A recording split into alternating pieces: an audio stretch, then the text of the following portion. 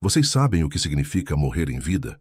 Abandonar tudo o que se tem, tudo o que se é, para renascer como outra pessoa completamente diferente? São Francisco de Assis experimentou isso de forma tão radical que chegou a ser considerado louco por sua própria família. Ele foi o homem mais rico de Assis, que se tornou o pobre mais famoso do mundo. Mas sua transformação não foi romântica como muitos pensam.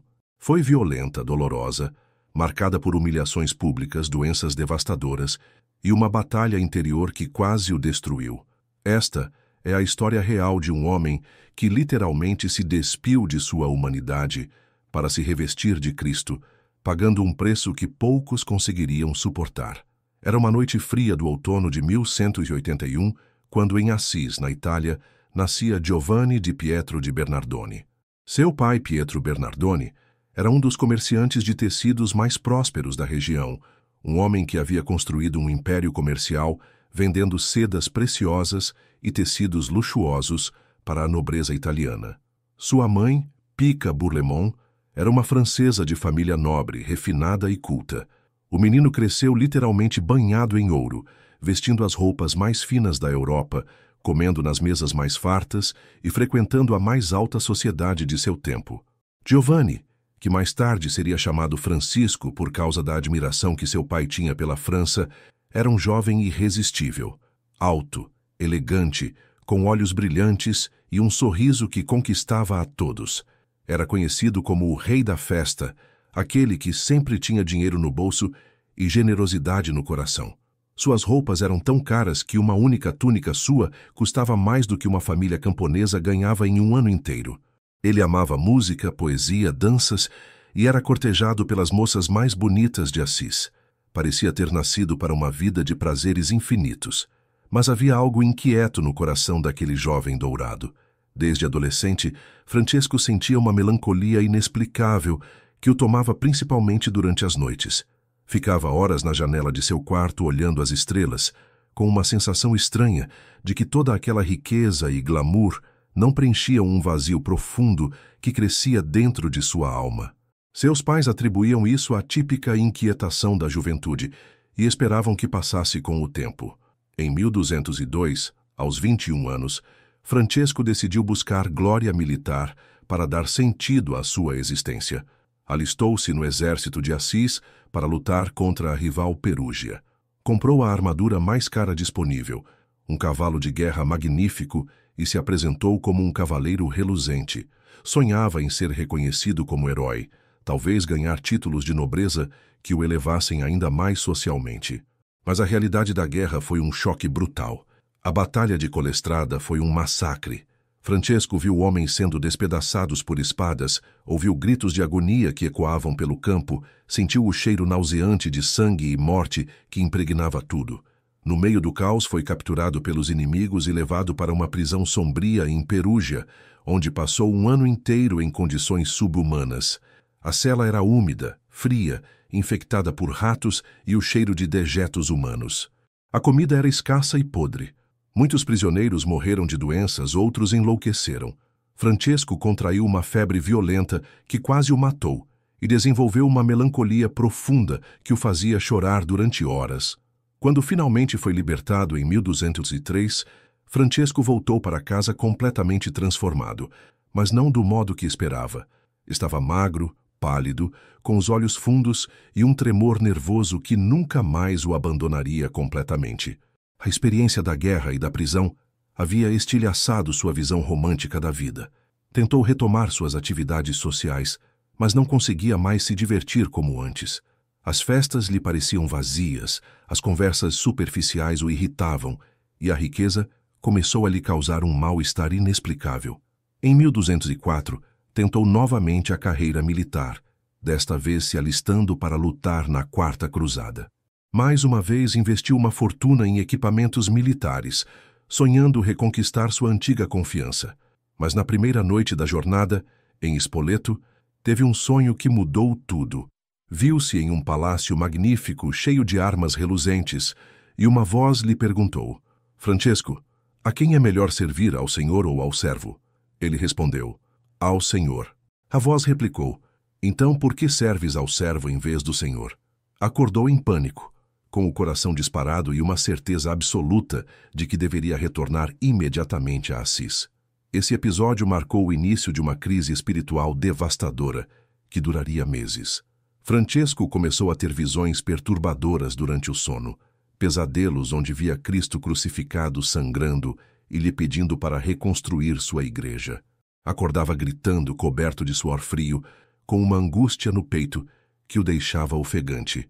Durante o dia, buscava refúgio em lugares solitários, especialmente numa capela abandonada chamada São Damião, onde passava horas ajoelhado diante de um crucifixo bizantino. Foi nessa capela, numa tarde sufocante de 1205, que aconteceu o evento que dividiria sua vida em duas. Francesco estava prostrado diante do crucifixo, chorando e implorando por orientação divina, quando a imagem de Cristo começou a se mover. Os lábios pintados se abriram e uma voz clara e solene disse por 3 vezes: Francesco, vá e repare minha casa, que, como você vê, está toda em ruínas. O impacto foi tão forte que ele desmaiou ali mesmo. Quando acordou, horas depois, sabia exatamente o que deveria fazer: reconstruir aquela capela com suas próprias mãos. Mas como conseguir dinheiro para a obra? Francesco tomou uma decisão que escandalizou toda Assis. Roubou tecidos preciosos da loja de seu pai, vendeu tudo juntamente com seu cavalo e entregou o dinheiro ao padre de São Damião para as reformas. Quando Pietro Bernardoni descobriu, sua fúria foi apocalíptica. Gritou, espancou o filho, o trancou em casa por dias e ameaçou deserdá-lo completamente. Francesco suportou tudo em silêncio, com uma serenidade que deixou a família ainda mais perturbada. A situação se tornou tão grave que Pietro decidiu levar o caso às autoridades civis. Mas Francesco, orientado pelo padre de São Damião, apelou para o tribunal eclesiástico, já que estava se considerando servo da igreja. Foi marcada uma audiência pública na praça principal de Assis para janeiro de 1206. Toda a cidade compareceu para assistir ao espetáculo. Do lado direito estava Pietro Bernardoni, rico comerciante respeitado, com seus advogados e testemunhas. Do lado esquerdo, Francesco, de 25 anos, sozinho e tremendo. O que aconteceu naquele dia chocou a todos os presentes. Quando o bispo Guido pediu que Francesco devolvesse o dinheiro e se reconciliasse com o pai, o jovem fez algo impensável. Começou a se despir lentamente, peça por peça, diante de centenas de pessoas. Retirou o manto, a túnica, as calças, até ficar completamente nu no meio da praça.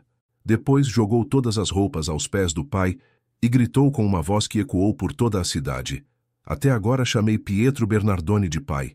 De agora em diante só direi: Pai nosso que estais no céu, porque ele é meu tesouro, minha esperança, minha riqueza. O silêncio na praça foi sepulcral.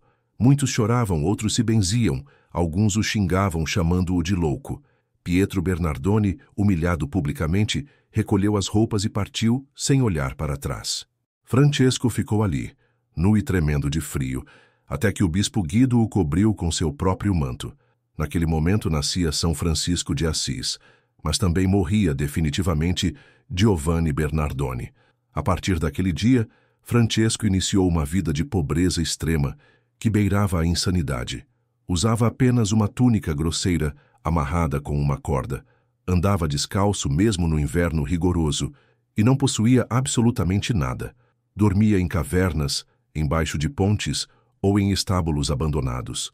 Sua comida eram restos que pedia de porta em porta, muitas vezes apodrecidos ou infestados de vermes. Em pouco tempo, seus cabelos começaram a cair, seus dentes escureceram, sua pele ficou ressecada e coberta de feridas. Mas o pior não era o sofrimento físico, era a rejeição social. Aquele que havia sido o jovem mais admirado de Assis agora era tratado como um pária. Crianças jogavam pedras nele, gritando: "Louco, louco!" Antigos amigos atravessavam a rua para não encontrá-lo. Comerciantes o expulsavam de suas lojas. Sua própria mãe, quando o via de longe, desviava o caminho chorando. Francesco suportava tudo oferecendo essas humilhações a Deus, mas havia noites em que chorava de solidão e desespero. Durante 2 anos, de 1206 a 1208, viveu praticamente como um eremita, reconstruindo sozinho 3 capelas abandonadas: São Damião, São Pedro e a Porciúncula. Carregava pedras pesadas nas costas, misturava a argamassa com as mãos nuas que ficavam em carne viva, trabalhava do amanhecer ao anoitecer sob sol escaldante ou chuva gelada. Sua aparência se tornou esquelética. Pesava menos de 50 quilos, seus olhos ficaram fundos e vidrados. Suas mãos tremiam constantemente devido à desnutrição. Vocês querem descobrir como esse homem que chegou ao fundo do poço conseguiu se tornar o santo mais amado da história? Como ele fundou uma ordem religiosa que revolucionou a igreja e conquistou o mundo? Então se inscrevam no canal e ativem o sininho, porque a transformação de Francisco está apenas começando e os milagres mais extraordinários ainda estão por vir. O ponto de virada chegou em 24 de fevereiro de 1208, festa de São Matias, quando Francesco assistia a uma missa na capela da Porciúncula. O padre leu o trecho do Evangelho onde Jesus envia os apóstolos em missão. Não leveis ouro, nem prata, nem dinheiro nos vossos cintos, nem alforge para o caminho, nem 2 túnicas, nem sandálias, nem bordão. Ao ouvir essas palavras, Francesco sentiu como se uma luz divina iluminasse sua mente. Finalmente compreendia sua verdadeira vocação. Não era apenas reconstruir capelas de pedra, mas renovar toda a igreja através do exemplo de pobreza absoluta e pregação itinerante. A partir daquele momento, começou a pregar pelas ruas de Assis. Sua primeira pregação foi na igreja de São Jorge, onde havia estudado quando criança. Quando subiu ao púlpito, magro, maltrapilho, com a voz rouca de tanto jejuar, muitos riram pensando que era uma brincadeira. Mas quando começou a falar sobre a necessidade de conversão e penitência, sua eloquência era tal que todos ficaram em silêncio.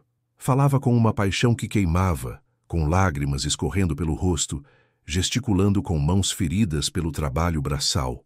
Ao final, dezenas de pessoas se aproximaram, pedindo orientação espiritual. Em pouco tempo, Francesco atraiu seus primeiros companheiros.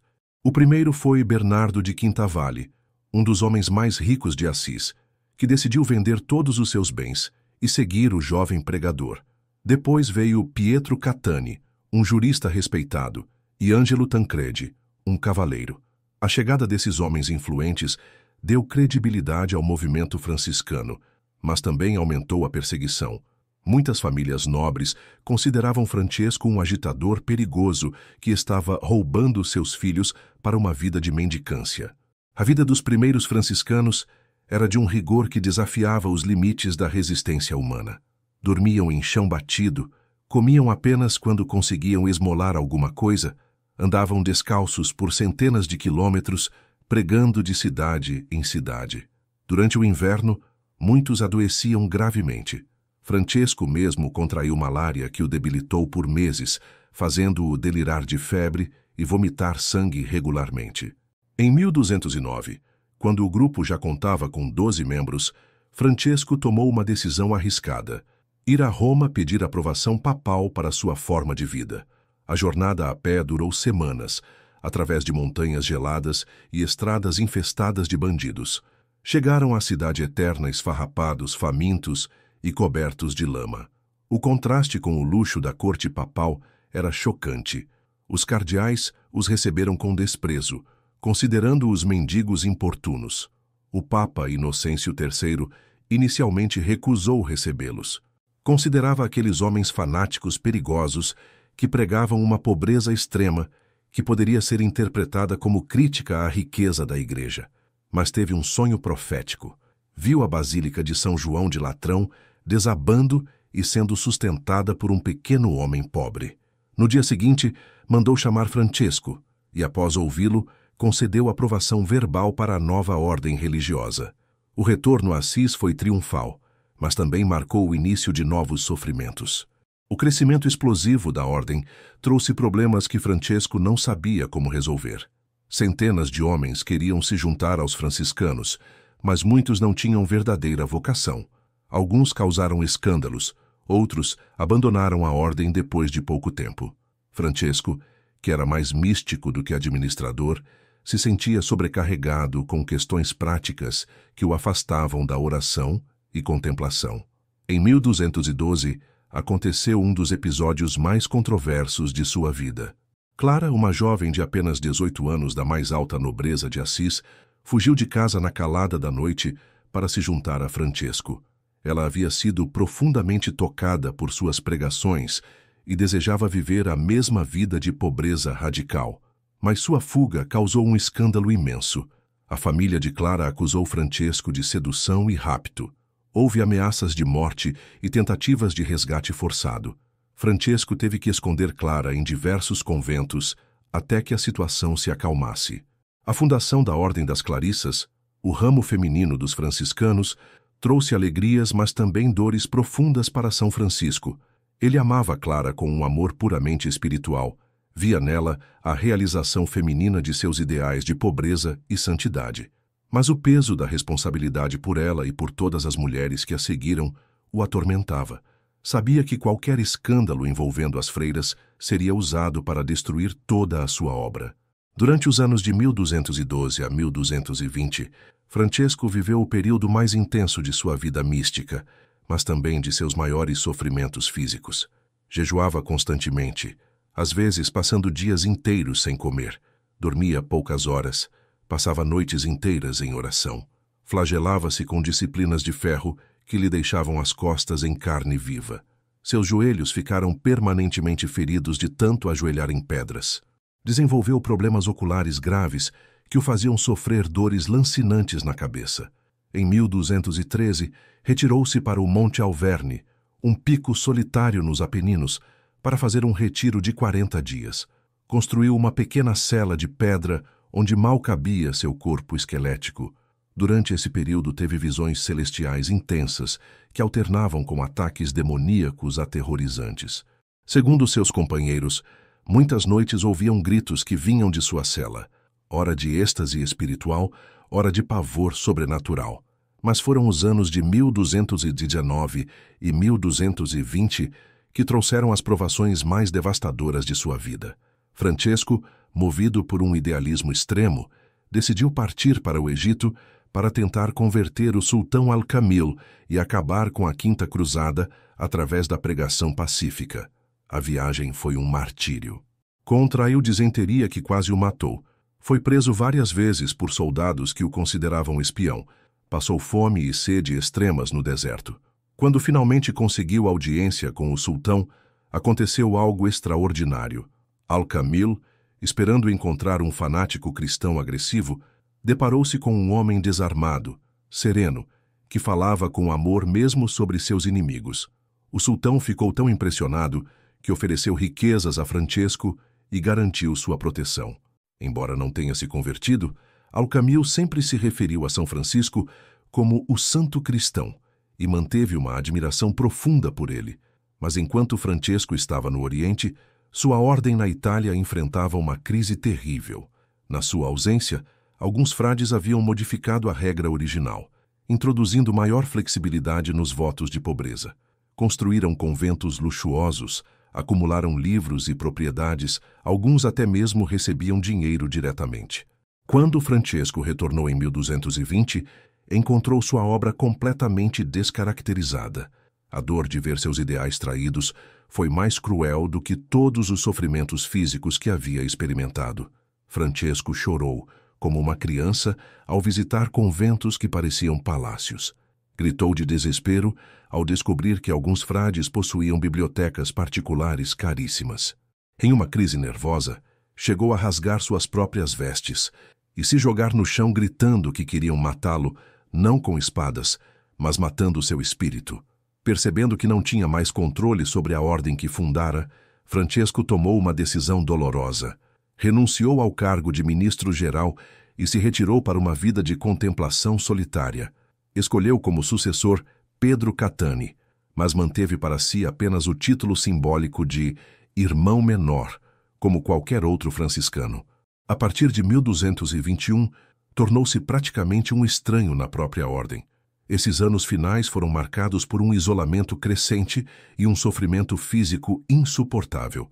Francesco desenvolveu tracoma, uma doença ocular que causava inflamação constante, lacrimejamento doloroso e cegueira progressiva. A luz do sol se tornou uma tortura, obrigando-o a viver em lugares escuros. Também sofria de uma doença estomacal grave, possivelmente úlceras, que o faziam vomitar sangue frequentemente.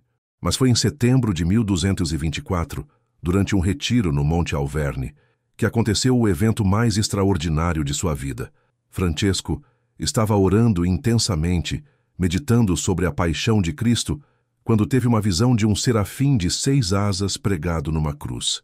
A visão era tão real que ele podia sentir o calor das chamas que emanavam da criatura celestial. De repente, sentiu dores lancinantes nas mãos, nos pés e no peito. Quando a visão terminou, Francesco descobriu que recebera os estigmas de Cristo. 5 feridas abertas que sangravam constantemente, uma em cada mão, uma em cada pé e uma no lado direito do peito. As feridas nas mãos eram tão profundas que se podia ver através delas. As dos pés eram tão largas que ele mal conseguia caminhar. A do peito sangrava tanto que suas túnicas ficavam constantemente ensopadas. A dor era indescritível. Francesco gemia constantemente, especialmente durante a noite. O sangue tinha um odor doce e misterioso que perfumava todo o ambiente onde ele estava. Mas o que mais o atormentava não era a dor física, era tentar esconder os estigmas. Usava meias mesmo no calor, mantinha as mãos sempre cobertas e evitava abraços. Apenas seus companheiros mais próximos sabiam do milagre. Os 2 últimos anos de sua vida foram uma agonia contínua. Além dos estigmas e da cegueira progressiva, desenvolveu hidropisia, uma retenção de líquidos que inchou seu abdômen dolorosamente. Não conseguia mais caminhar distâncias longas, tinha dificuldades para engolir alimentos sólidos e passava noites inteiras acordado devido às dores. Mesmo assim, nesses anos finais, compôs uma das mais belas orações da literatura cristã, o Cântico das Criaturas. Com a voz fraca e entrecortada, cantava louvores ao sol, à lua, ao vento, à água, agradecendo a Deus por toda a criação. Era sua forma de transformar o sofrimento em gratidão, a dor em louvor. Em 1226, percebendo que a morte se aproximava, Francesco pediu para ser levado à Porciúncula, a pequena capela onde tudo começara. Queria morrer no lugar mais sagrado de sua vida espiritual. Durante os últimos dias, recebia visitas de Clara e das irmãs Clarissas, que vinham se despedir chorando. Francesco as consolava dizendo que logo se encontrariam no paraíso. No dia 3 de outubro de 1226, uma terça-feira, Francesco reuniu seus companheiros mais próximos ao redor de sua cama. Estava consciente, mas muito fraco. Pediu que lessem os últimos capítulos do Evangelho de João, sobre a paixão de Cristo.